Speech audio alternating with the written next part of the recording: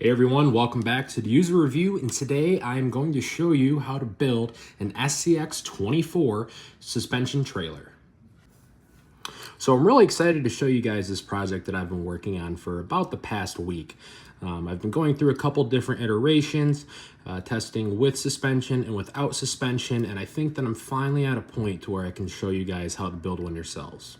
Now, granted, this is not perfect. I'm still on prototype version 2, and I can still see if there's probably going to be a couple more along the way, but I definitely think it's at a point to where you guys can go ahead, grab a trailer yourself, and start modifying it. So first thing I did is I stopped by my local hobby shop and I picked up one of these 1/24 scale aluminum trailers. These are about 50 bucks. I've seen them go for 60 or even a little bit less. You can get these on Amazon or eBay, but regardless, this is the brand that you want to buy. So to start out, what I did is I removed these fender liners right here, and I moved the ball bearing, wheels, and tires along with the tail lights. So once you do that, you're basically going to be left with kind of just a tub, so to speak. And I'll get these wheels and tires off and I'll show you that. So the wheels and tires off of this, you can really see just how simple it is. To start out, I took off the wheels and tires and the ball bearings.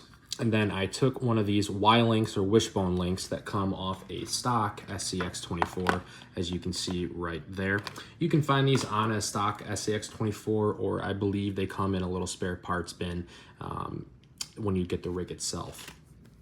So from there, what I did is I just modified it by cutting off a rear link mount and epoxying it on. I would not recommend hot glue or super glue, as that's not going to be strong enough. I would just recommend a little bit of 5-minute JV Weld epoxy, and then you can slap that on right there.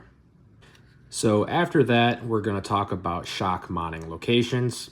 Now, this is some pretty strong aluminum right here. So what I would recommend doing is once you tear off the side fender flares, you want to utilize those 3 mounting positions right there where the spot welds were for the fender flares. As you can see, it moves pretty freely. There is some binding issues when you do put weight on it. It does articulate a little bit too much, but since we're just running off of a friction-based kind of drivetrain here instead of having ball bearings, it's not that bad actually. You may have to take a drill bit and drill out the centerpiece of your Y-link or the eyelets of your shocks, but in my case, I didn't have to. I think I actually did for the Y-link right here, but you drill that out, bore it out, and then it's gonna glide pretty easily, as you can see right here. As I mentioned before, one of the main things I did run into was a little bit of binding. So what I did is I took the shocks and I moved them out a couple of millimeters. I did that by just adding in a spacing nut right there, and then I secured it through the tub of the chassis by using one of those extra long screws, and then also a little nut right there. You can find those on Amazon as well, and I'll link those down below.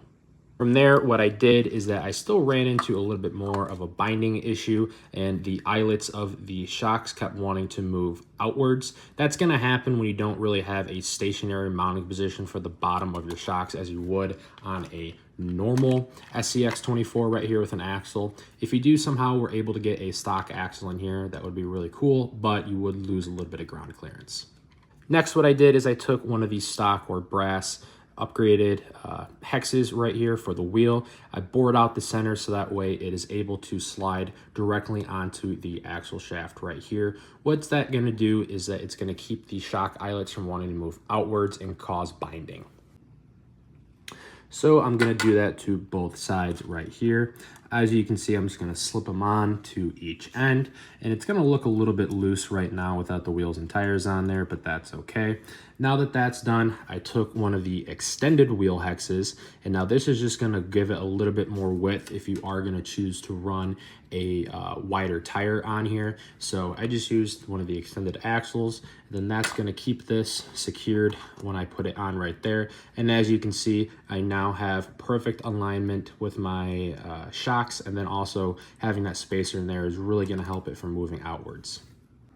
So nonetheless, you can see that the suspension actually travels pretty well. There is still some binding issues, but I'll figure that out down the road. Let's get this thing hooked up to one of my rigs, and let's take it outside and let's see how it performs.